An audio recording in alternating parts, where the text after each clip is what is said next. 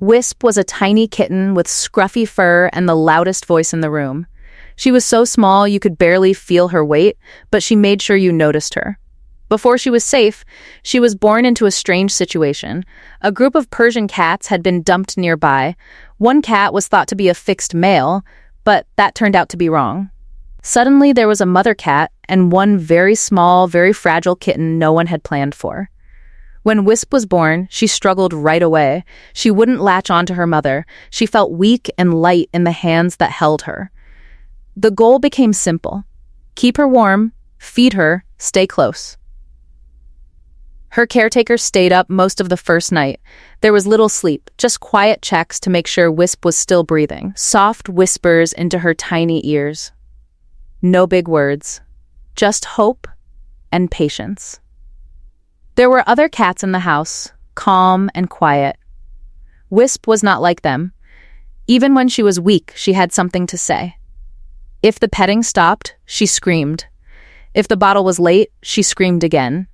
Her voice didn't match her size at all. The first time she figured out the bottle was a turning point.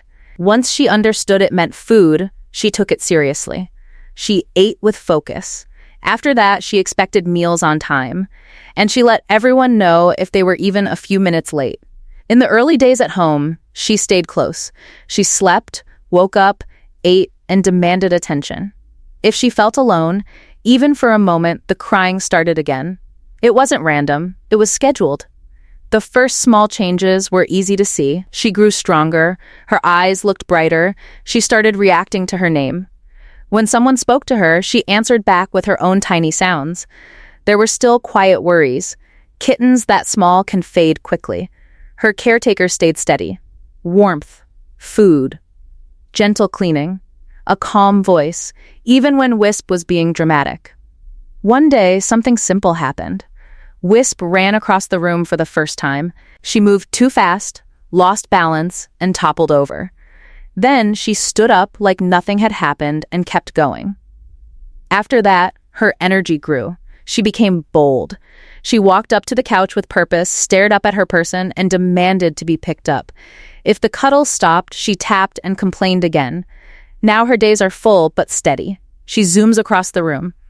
She climbs into laps. She talks back when spoken to. She acts like she owns the place.